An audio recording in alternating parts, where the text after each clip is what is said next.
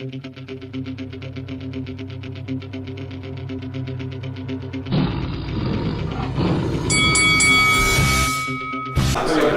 Michael Buffer here, and you are watching Lights Out.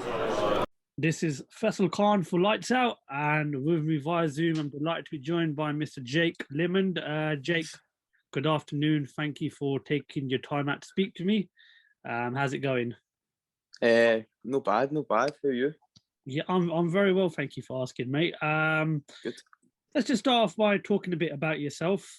Just give us some kind of, some knowledge about yourself. Youngest professional in Scotland to turn pro. Aye. Still waiting for obviously your first professional debut, but just talk to us a bit about your amateur background. Well, I didn't have an extremely high amount of experience in the amateurs, but I did win the Scottish Championships in my last fight. But that was quite a while ago, due to COVID and all that. But I fought a boy in the final that beat me the year before. But I got a good 2 wins, and it was 64 kilos I won the championship at. And obviously you had a good amateur background, boxed at St Andrew's Boxing Club, and also the son of boxing legend in Scotland, Willie Limond, the guy that's fought the likes of Anthony Crolla, Morales, and of course Amir Khan. Just obviously start off by, what was it like for yourself growing up with a father like Willie Limond, who had a very lucrative career and obviously achieved so much in the sport? It was a bit see, when I was a lot younger, I didn't quite realise how good my dad was and everything else. I didn't quite realise who he was fighting. But as I grew up a bit and started to watch his fights, watch them back, I realised I was like, he is actually quite good. So, and I remember loads of times just going out to his fights. It was just a good experience to have when you're younger. Like, just going all these places, meeting all these professional boxers. It was great. Yeah, he definitely had a very good career. He had over 45 fights. He won 41 of them. And as I mentioned, if you look at some of the names that he fought, Anthony Crolla, Eric Morales, and of course, everyone remember when he gave Amir Khan a huge scare back in 2007 for their fight for the Commonwealth lightweight title. And as I said, he had a very good career. Would you say that sort of like adds pressure to you now to sort of go on and, achieve good things such as British outrights, world titles, European titles for your career? I think a few people are kind of expecting me to do it because of how good my dad is, but I'm no feeling the pressure. I'm no too fussed about it. I know that I can most likely go out there and do things, but I need to obviously wait for I'm a bit older before I get really high level fights. But I know that I can go out and I can win these type of things, but there's no pressure for me to do it. Can you tell us what sort of involvement your old man will have on your career? Well, he's currently my head coach now. He's training me. He's doing all the boxing stuff, ways the runs, everything.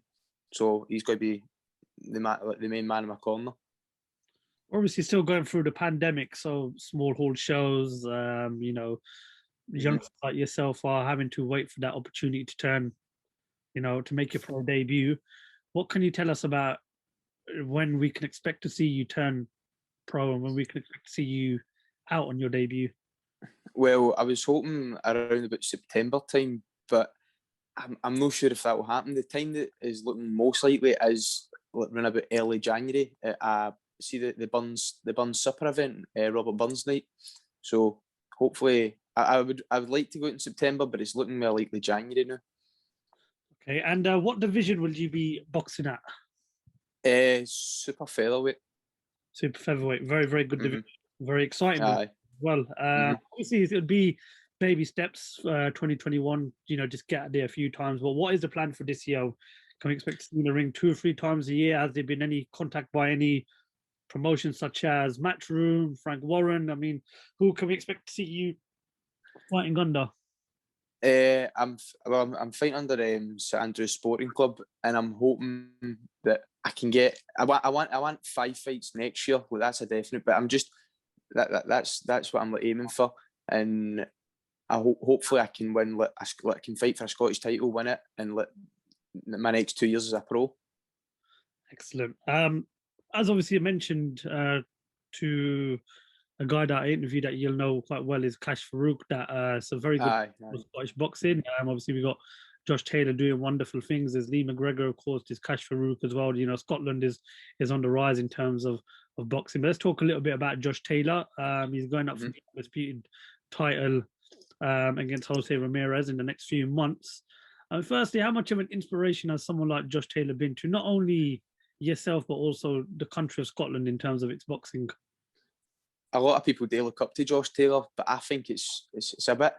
See if like it was any other person, like somebody from England or America, like I think they'd have a lot more exposure towards them, but because Josh Taylor's not really spoke about a lot, like as much as he should be, I believe, because he's a really good fighter, and he's, as you say, he's gone up for like undisputed. So I think he should be talked about more, and he's like a big inspiration to a lot of people, because a lot of people in Scotland, they don't know much about boxing, will know Josh Taylor. So it just shows that he does have an impact on the Scottish people. But I don't think that he's spoke about enough in like a lot of like just in general about the world, about the UK. But in Scotland, he's like a massive inspiration. He's like a superstar, I believe. He's definitely a big superstar over in England, and he's regarded as a wonderful fighter. And of course, he's got an opportunity to make history if he can get past Jose Ramirez. Obviously, final question, just ask you, a bit of news broke to us yesterday about Tyson Fury and Anthony Joshua heading in the right direction. Contracts have been signed. You're a boxing fan. What prediction do you give for that fight when eventually it does happen? This is what I believe. It's been said that it's a 2-fight contract. So I think the first fight will be a draw, and then this is what I believe. The first fight will be a draw, and then the second fight, I think Tyson Fury will win. But I don't know how a lot of people are writing Joshua off as if he's like pure rotten. You see them at people. You've seen the type of opponents he's fought. He's a good fighter. He's boxing in the Olympics. It's not as if he's just a big brute who can hit hard. So it's quite disappointing to see a lot of people just writing Joshua off as if he's like, not got a chance. But I believe there will be 2 like, great fights. Well, fingers crossed we get one great fight, and if we can get 2 great fights, even better. Well, Jake, thank you very much for your time, mate. I really enjoyed speaking to you. And thank you. If you can just keep in contact with us, and fingers crossed, we'll keep an eye out for your debut, and we'll keep an eye out on the progression of your career, and we look forward to catching up with you pretty soon. Right, Nibala, cheers for talking to us. Not a problem. Jake Limond, thank you very much for talking to Lights Out. Right. Thank you. Cheerio.